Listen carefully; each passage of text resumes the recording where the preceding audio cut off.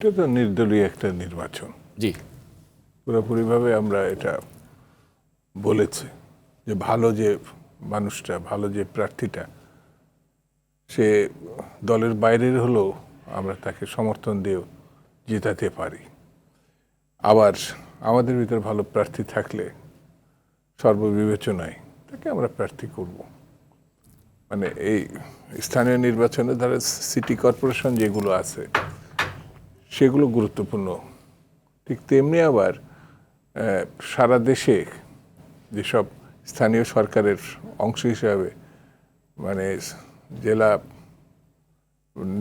পরিষদের নির্বাচন, পৌরসভা, ইউনিয়ন, উপজেলা, হ্যাঁ ইউনিয়ন, তো সর্বক্ষেত্রে মানে বড় দল হিসাবে বা সরকারি অবস্থান থেকে মানে একাধিক প্রার্থীর মানে কোনো কোনো জায়গায় 10 জন 20 জন তারও বেশি হতে পারে, সেটা আলোচনা মধ্য দিয়ে মীমাংসা করার চেষ্টা করা।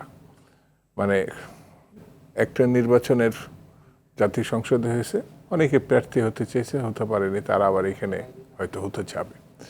এই বিতর্ক যারা যেসব দল বড় দল তাদের এগুলো ফেস করে সামনের দিকে যেতে হয়। জাতীয় সংসদের সময় যেটা লক্ষ্য করলাম, যারা বিদ্রোহী প্রার্থী হয়েছিল বিএনপি থেকে তাদেরকে দল বহিষ্কার করে দিয়েছে। তারা দুই একজন পাশও করেছে, তারপরেও তাদেরকে দলে নেওয়া হয়। এরকম কঠোরতা কি এই স্থানীয় সরকার নির্বাচনেও দেখা যাবে? না, দলের শৃঙ্খলার প্রশ্নে তো অনেক সিদ্ধান্তই আপনাকে কঠোর হলেও নিতে হয়, নাহলে দলীয় শৃঙ্খলাটা তো আপনি রক্ষা করতে পারবেন না। এবং দলের শৃঙ্খলা না থাকলে পরে সেই দলের এগিয়ে যাওয়া খুব কঠিন। সেই বিবেচনা থেকে জাতীয় সংসদে এই সিদ্ধান্ত নিতে হয়েছে। আবার স্থানীয় সরকারের নির্বাচনের ক্ষেত্রেও এর থেকে আরও মানে ওইখান থেকে এখানে আরও বেশি কঠোর হতে পারে। মানে এটা তো একেবারে প্রান্তিক পর্যায়ের ঘটনা। সেই জন্যে আগামী দিনগুলোতে আমরা অনেক ঘটনা এখনো প্রত্যক্ষ করি নাই বা দেখি নাই, যেইগুলো আলোচনা পর্যায়ে দলীয় ভিত্তিতে আছে, যেগুলো নির্বাচন যত এগিয়ে আসবে, যত কাছাকাছি হবে, সেই জিনিসগুলো দলীয় সিদ্ধান্তগুলো আস্তে আস্তে আমরা ইতিমধ্যে কয়েকটি ডিস্ট্রিক্টের নেতৃবৃন্দের সাথে, যেমন গত শনিবারও 2টা ডিস্ট্রিক্টের সাথে বসছিলেন বিএনপি নেতৃত্ব, যে তারা একটা যোগ্য প্রার্থীর বাছাইয়ের দিকে চেষ্টা চলছে। তো বিষয়টা কিন্তু অনেকটা এরকম যে মার্কা থাকছে না দলীয়, কিন্তু দল কিন্তু প্রার্থী বাছাই করছে। না, কোনো মানে আমার দেশে না, স্থানীয় নির্বাচনে যদি মার্কা নাও থাকে কিন্তু সেখানে দলের কোনো ভূমিকা থাকে না, এটাও আর ঠিক না। মানে এটা ইনফ্লুয়েন্স না, একটা পরামর্শ থাকতে পারে। যেমন আমরা আছি বা জামাত সহ অন্যান্য যেসব বিরোধী দল আছে, তারা তাদের অবস্থানটা সুসংগঠিত করতে চাবে।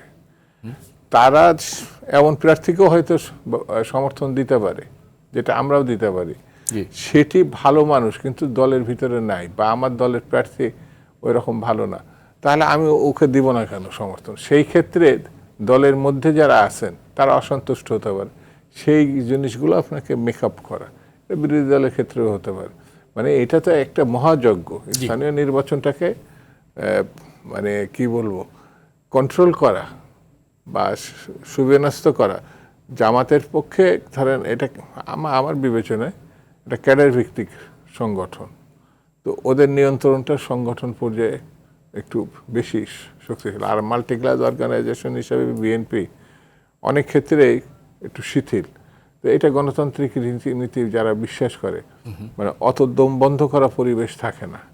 যেমন কমিউনিস্ট পার্টি বা ইসলামী দল হিসাবে জামাত ইসলাম, এক একটা দল এক একটা রীতি পদ্ধতি অনুসরণ করে।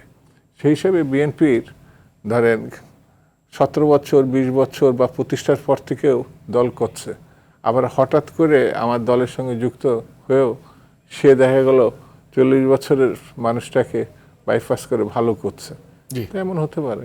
সেই জন্যে সামনের দিনগুলোতে স্থানীয় সরকারের নির্বাচনে এখন তো মানে শুরু পর্যায়ে রয়েছে, যে সময় হবে অনেক নতুন নতুন ঘটনা দেখা যাবে।